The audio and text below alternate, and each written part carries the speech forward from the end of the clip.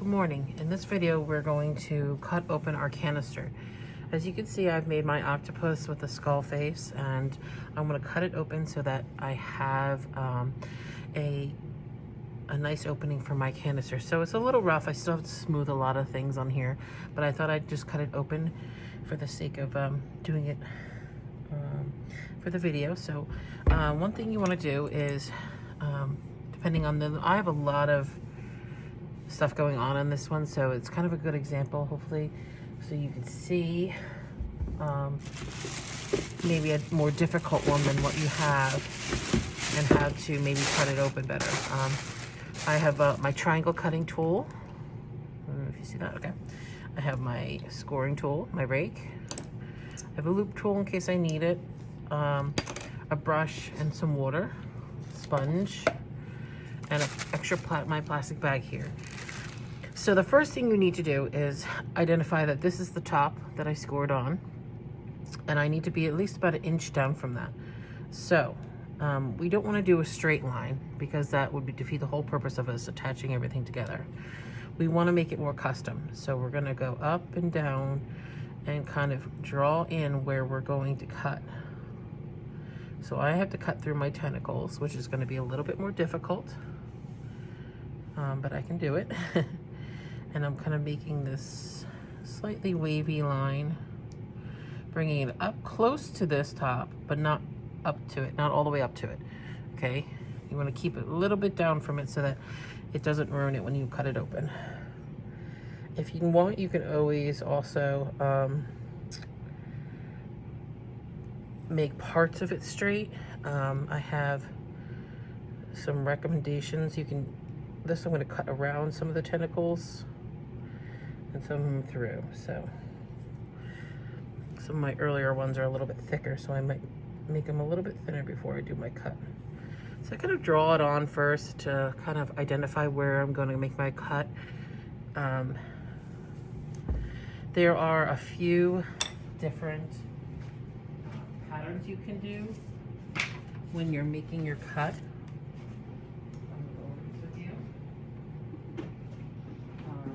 Grab a pencil. So when you're making your cut, you want to stick with something simple, nothing too complex. So when I make my cut on my canister, I drew it on. Mine is just kind of a nice wavy line that's gonna go all the way around, and it is for I'm sorry, for my octopus to actually wrap around the tentacles. So this is perfect for my project. Some people might want to do something that's more, I know I spoke with a couple students, they want to do a little straight and then maybe like a notch. Straight and then a notch. Straight and a notch. You can do it spiky, but keep them wide mountains. Okay, wide mountains, nothing too sharp. So these are a good example of ones that will work with most projects, okay? Ones that don't work, things that you do not do, is something that's very sharp, close together, up and downs. It's gonna be incredibly hard to put together. You can also, no, what I don't want you to do is the squares. Looks like a very common, easy pattern, but what happens is these squares, if you don't cut them perfect, they don't fit back in and they can get caught and break off at the top here. So you don't want to do, I don't recommend this. This is very rare. You can do something a little bit more along the lines of this, but with that, so you can go over and then down, make it more slanted, like wider, almost like a trapezoid more. And then what else? Don't do a straight line, okay? And then also just don't undercut. So if you're doing an opening, you can't undercut it. So you can't go like this. Okay, this is a big no-no also, because this, when you go, we're lifting it up. So this part of the clay is gonna get hooked and it's not gonna go up. It's gonna break off, so you'll have a break. it'll break off everywhere on those. So these are all no's. We don't want to do these, okay?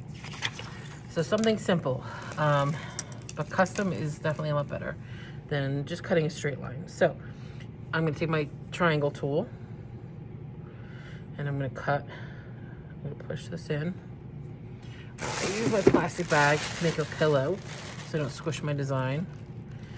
And I'll start here on the difficult area. And I'm gonna go over my line nice and slow, and I'm just slicing very slowly. Make sure you use a bigger triangle if you have a bigger triangle. We'll talk about tools too. I have other tools in the classroom that we can use. You can also use a plastic knife too. Like you can go with your triangle and then go back with a plastic knife to make that slice. So I'm just gonna cut real slow. Do not saw. You're not sawing it like you were sawing a tree. You're slicing. If you saw it like a tree, you're gonna have really hard time smoothing that out later on. So let's see. Go all the way around. Turn it. Get left off right here. Yep, right there. You see it's shifting a little. That's good. That means I'm cutting through enough that it's coming loose. Ugh. Now I'm doing it on my side because I'm showing the camera, but if you have something you could perch it on and cut, that would be even a little bit better. There we go. I think I made it all the way around and my lid's ready to come off. So you have to play around a little bit. Ooh, there we go. All right, there we go. My lid came off. So now I have more of a custom cut. It fits only one way. All right, and now we have the inside. So you're gonna smooth this inside. You're gonna roll out a coil and blend it into the top area of this. So it should be scored from when you scored the slipped the lid on. Mine is, because I score a lot. I always overscore. And then I'm gonna put this coil on it. Gonna have to do it a little one-handed here. There we go. There we go. I'll put that in there and then blend it. Do not, try not to touch the cut area that you have created. Okay, this is a very unique cut. And if you blend it or play with it too much, it's not gonna fit flush. Okay, and that's one of our goals, is to make sure that that fits flush. So try to do this without ruining the cut that you just made. Okay, get a little bit more clay.